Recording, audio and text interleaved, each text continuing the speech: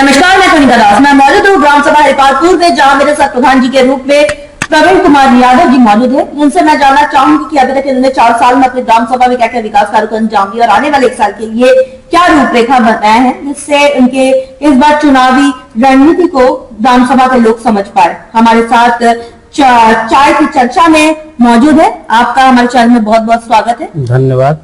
मैं प्रवीण ग्राम प्रधान हरिपालपुर। अभी तक आपने 4 साल में अपने ग्राम सभा में क्या क्या विकास कार्य करना है? ग्राम सभा में सभी इंटरलॉकिंग जैसे नाली हुआ और कच्चे काम, चक्रोट, तालाब, ये सब काम लगभग पूर्ण हो गया है। कुछ काम अभी जो है, कुछ काम बचा है, जिसको हम प्रयास कर रहे हैं कि गांव को पूरा एकदम दुरुस्त तरीके से सारे काम को खत्म कर दिया जाए, जिससे कोई समस्या गांव में उत्पन्न ना हो। प्रवीण जी, हम जानना चाहते हैं कि क्या आपका जो पंचायत भवन है वो दुरुस्त बना हुआ है? एकदम दुरुस्त बना है। आपके कार्यकाल में बना है या पहले से बना हुआ था? पूर्व प्रधान द्वारा नए का निर्माण किया गया था। इसके बाद जब हम आए उसको पूरी तरीके से सुचारू रूप से चालू भी कर दिए हैं। वहाँ सेक्रेटरी सब बैठते हैं, वहाँ एक इसका भी व्यवस्था हो गया है, डॉक्टर जो बैठती हैं देख। हाँ, हर चीज की व्यवस्था पंचायत भवन पे हो गई, जिससे जनमानस कोई समस्या ना हो। विद्यालय कितने हैं? विद्यालय हमारे यहाँ तो 3 विद्यालय हैं। 3 विद्यालय हैं। प्रवीण जी, हम आपसे ये जानना चाहते हैं कि आपके प्रधान बनने के बाद जी आपकी कौन सी ऐसी उपलब्धि है जो आपसे पूर्व प्रधान रह चुके हैं वो नहीं कर पाए और आपने वो काम किया हो? जैसे हमारे यहाँ आज हमें ये लगता है कि जब से हम यहाँ पैदा हुई, जानने लायक हुई, तब से हमारे यहाँ कोई इंटरलॉकिंग आज तक नहीं लगा था, न कहीं नाली का निकास था। ये सब व्यवस्था देखते हुए हम ये सब व्यवस्था पूर्ण किए हैं और आगे हमारी यही मंशा है कि हर जगह से हर समस्या का निदान हो, समस्या खत्म। कोटेदार लेखपाल से आप कितने संतुष्ट हैं? कोटेदार हमारे बहुत सही हैं।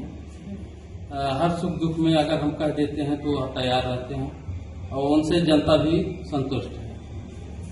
बारात घर और शमशान घाट की जो व्यवस्था सबसे जरूरी है जनता की, क्या वो आपके और उपलब्ध है? बजट के अभाव की वजह से अभी तक ये सब नहीं हो पाया, क्योंकि गांव में कुछ हुआ नहीं था।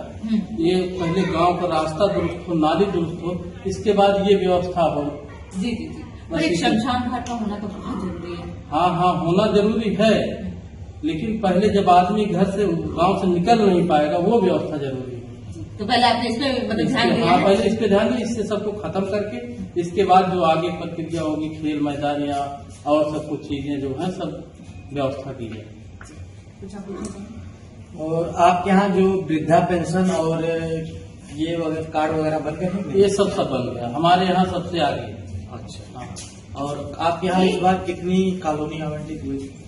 ये पूर्व प्रधान द्वारा जो भरा गया था वही कॉलोनी आई। अभी नया वाला तो सर्वे हुआ है। तो आपके कार्यकाल में कोई? हमारे कार्यकाल में वही पूर्व वाला 5 लोगों का हुआ था और 3-4 लोगों को हम आपदा वाला दिलवाए थे। ठीक। अभी तक आपको क्या लगता है कि आपकी ग्राम सभा में स्वास्थ्य को लेकर, क्योंकि स्वास्थ्य बहुत जरूरी होती है ग्राम सभा के लिए, तो स्वास्थ्य को लेकर आपने क्या रूपरेखा तैयार की? कि हमारे उप मुख्यमंत्री ब्रजेश पाठक जी स्वास्थ्य मंत्री है, स्वास्थ्य के प्रति काफी जागरूक भी है, तो स्वास्थ्य को लेकर क्या रूपरेखा तैयार किया है? क्योंकि एक कमी आपकी ग्राम सभा में पाई गई है कि आप कीटनाशक दवाइयां अभी तक नहीं छुड़ा पाए, जिससे कई बीमारी का अंबार ग्राम सभा में आपका फैला हुआ है, जिससे कई लोग बीमार हुए इस बीच। तो क्या कितनी बात अब तक सच है?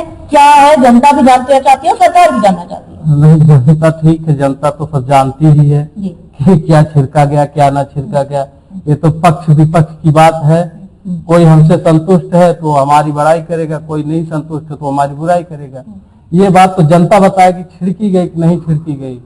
ये बात हम अपने मुंह से कहना ठीक नहीं समझ रहे हैं। नहीं तो फिर भी आपने स्वास्थ्य को लेकर कोई रूपरेखा तैयार किया? अगर स्वास्थ्य को लेकर रूपरेखा नहीं हम तैयार किए होते तो हमारे पंचायत भवन पे एक कमरा हम स्वास्थ्य के लिए एक डॉक्टर को दे दिए हैं, जो सरकार की तरफ से है। डॉक्टर सामुदायिक क्या जगह नहीं था, हम वहाँ कमरा दे दिए हैं कि जो क्षेत्र कोई भी आए यहाँ से दवा ले सके, जिससे दिक्कत ना हो। सरकारी दवा वहाँ उपलब्ध है और वो लोग गांव जाके हम आदेश भी करते हैं, हर महीने की मीटिंग गांव जाके कोई टीबी का मरीज हो या कुछ सैंपल ला के आप जो है आगे भेजिए सामुदायिक वहाँ पे जलालपुर। ये बहुत अच्छा आपके कार्यप्रणाली है। अच्छा, चुनाव बहुत करीब रह गया प्रधान जी आपका, जी। तो तैयारी आपकी कैसी चल रही है? तैयारी हम अगर काम किए हैं तो तैयारी तो ऐसे ही चलेगी। अपना ये आप है, हम काम पे विश्वास करते हैं। हाँ। तो आपको क्या लग रहा है कि इस बार जैसे जनता की जो मुद्दे थे उन पर आपने काम किए हैं पूर्ण तरीके से? जनता जितनी उम्मीद नहीं की थी उससे ज्यादा हम काम किए हैं, उससे ज्यादा काम करके उससे ज्यादा काम किए हैं, क्योंकि हमारे यहाँ बहुत समस्या था, इतने इतने पानी में सब चल के आते थे, सबकी समस्या हमने दूर किया। हाँ, थोड़ी समस्या काम करने में आती है जी, थोड़ा उसमें ये है प्रशासन भी कुछ हल्का फुल्का लापरवाही होता है जी। ये लोग ध्यान नहीं देते हैं। जैसे हम ठीक है, नवयुवक है, कर ले जा रहे हैं, लेकिन निचले स्तर वाले हैं जो थोड़ा दब के हैं वो लोग काम नहीं कर पा रहे हैं। वो लोग काम नहीं करते, मतलब उन लोग को बहुत दिक्कतें आ रही हैं। बहुत दिक्कतें आ रही हैं, कई कई प्रधान तो मार भी खा जाते हैं, किसी जनता से जनता से मार खा जाते हैं। वो काम करने जाते हैं, कोई दबंग आया लाठी लेके या डंडा लेके पीट दिया। ऐसी स्थिति आपके गांव में तो नहीं पैदा हुई? नहीं, हमारे गांव में ऐसी स्थिति नहीं पैदा हुई। तो जनता खुश है आपसे? हाँ, स्थिति ऐसी नहीं पैदा हुई, क्योंकि जब हमको ऐसा लगा तो हमने तुरंत प्रशासन के पास एक बार ना, दो बार ना, तीन बार ना, जितनी बार ना सुने हम वहाँ जाके अपना प्रश्न रखे और वहाँ से हमको। प्रधान जी ये बताइए, आपका कोई ऐसा सपना जो अपने ग्राम सभा के लिए करना चाहते हैं? हाँ, हमारा सपना है। क्या बताइए, क्या सपना है आपका? एक हमारे गांव में लाइब्रेरी हो जिससे बच्चे पढ़ लें, शिक्षित हों, आगे बढ़ें। एक खेल कूद का मैदान बढ़िया हो जिससे स्वास्थ्य उनका सही रहे। इसके लिए आपने कहीं पे अप्लाई किया है? इसके लिए हमने खेल मैदान की जमीन दिया है, नपाई हुई है और ये भी जगह हम बताए हैं। बस बजट के अभाव में अगर इधर से हम काम निपटा लेते तो उधर हम काम कर लेते।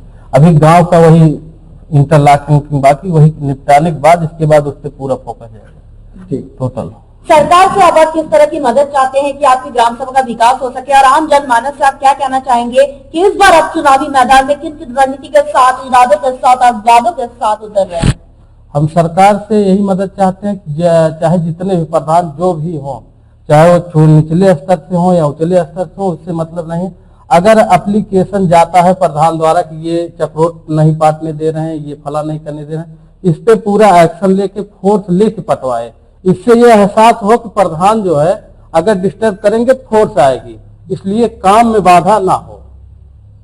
हमारे साथ प्रधान जी मौजूद थे, इनका साफ तौर पे कहना है कि उन्होंने अथक प्रयास किया कि इस ग्राम सभा को नंबर 1 ग्राम सभा बनाया जाए। जैसा कि उन्होंने साफ तौर पे कहा, इनका ड्रीम प्रोजेक्ट का सपना है इस ग्राम सभा में एक डिजिटल लाइब्रेरी बनाने का और खेलकूद मैदान बनाने का, जिस पर ये लिखित आवेदन कर चुके हैं, जिसकी प्रतिलिपि हम सरकार तक जरूर पहुंचाएंगे। और हमें उम्मीद भी है प्रधान जी, जिस तरह से आप ग्राम सभा की कार्यप्रणाली को देखते आए हैं ऐसे ही देखते रहेंगे? इससे बेहतर होगा, इससे बेहतर होगा, इससे बेहतर प्रयास, क्योंकि अभी हम नए एक बार हुए थे, थोड़ा तो जानकारी अभाव था, लेकिन अब की बार इससे भी बेहतर होगा, इससे बेहतर। ये ऐसा नहीं कि हम जहां तक हमारा प्रयास था हम किए, लेकिन बस बजट का अभाव से अब जानकारी का अभाव थोड़ा दिक्कत पैदा हुआ है।